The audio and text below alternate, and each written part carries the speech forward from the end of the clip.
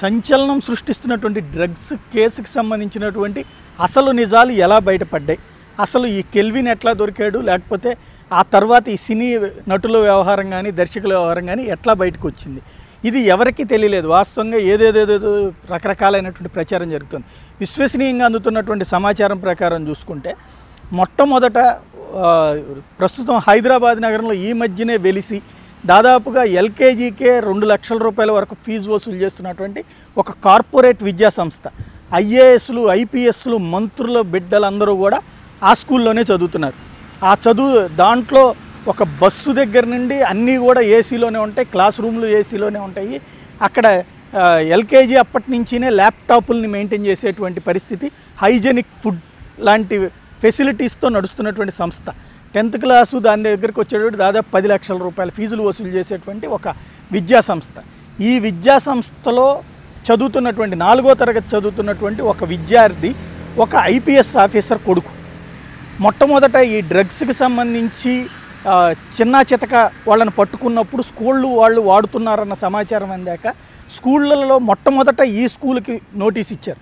ఈ నోటీస్ ఇస్తున్న ఆ స్కూల్లో ఎవరెవరు వాడుతున్నారన్నది లెక్క చూసినప్పుడు ఆ లిస్ట్ తీసుకున్నప్పుడు ఈ ఐపీఎస్ అధికారి కొడుకు కూడా అందులో ఉండటంతో ఆ అధికారి దగ్గరికి వెళ్ళి అకున్ సబర్వాల్ కూర్చుని మాట్లాడారని, ఆ మాట్లాడిన తర్వాత జాగ్రత్తగా ఒకేసారి అతనికి ఈ విషయం అంతా బయటపడినట్లుగా కాకుండా సైలెంట్గా వీళ్ళిద్దరూ మాట్లాడుకుని ఏం చేయాలన్నది స్కెచ్ వేసుకున్నారన్నటువంటిది ప్రాథమికంగా అందుతున్న సమాచారం.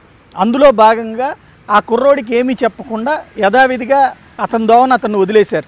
వదిలేసిన తర్వాత అతన్ని ఫాలో అవ్వడానికి ఒక షాడో పార్టీని ఏర్పాటు చేశారు. వీళ్ళందరూ కూడా ట్రైనీ ఎస్ఐలుగా సెలెక్ట్ అయినటువంటి వాళ్ళు ఇతన్ని దాదాపు 5-6 రోజుల పాటు ఫాలో అయ్యి ఎక్కడెక్కడ డ్రగ్స్ తీసుకుంటున్నాడు, ఆ తర్వాత ఫ్రెండ్స్తో ఎక్కడెక్కడ డిస్ట్రిబ్యూట్ చేసుకుంటున్నారు, ఎలా వాడుతున్నారు అన్నటువంటి సమాచారం అంతా సేకరించిన తర్వాత అప్పుడు ఈ మొత్తం ఎక్కడి నుంచి అయితే అందుతుందో అక్కడ ఉన్నటువంటి డ్రగ్ అమ్మకందారులను పట్టుకున్నారని, ఆ పట్టుకున్న తర్వాత అక్కడ కెల్విన్ పేరు బయటకు వచ్చి కెల్విన్ అరెస్ట్ చేశారు. కెల్విన్ అరెస్ట్ చేసినప్పుడు కెల్విన్ని ఫస్ట్ ఏదో క్యాజువల్గా ఒక గంజాయిలో పట్టుకొచ్చినప్పుడు పిలిచి ప్రశ్నించి వదిలేసినట్టు తరహాలోనే అని చెప్పి ట్రైనీ ఎస్ఐలు తీసుకురావడం. కెల్విన్ స్టేషన్కి వచ్చిన తర్వాత తను ఆల్రెడీ మత్తు తీసుకుని ఉండటం వల్ల ఆ మత్తులో మొత్తం తనకు ఎవరెవరికి పరిచయాలు ఉంది ఇవన్నీ కూడా ఒక గంటలోనే చెప్పేశారని, ఆ గంటలో చెప్పినటువంటి సమాచారాన్ని అంతా రికార్డు చేసుకుని ఈవెన్ వీడియో రికార్డింగ్ కూడా చేసుకుని ఆ తర్వాత అతన్ని అరెస్ట్ చేసి జైలుకి పంపించి అతని ఫోన్ని తీసుకుంటే అందులో ఈ సినిమా తారలకు సంబంధించింది కావచ్చు, దర్శకులకు సంబంధించింది కావచ్చు అన్నీ వచ్చింది అన్నటువంటిది ప్రాథమికంగా తెలుస్తున్నటువంటి.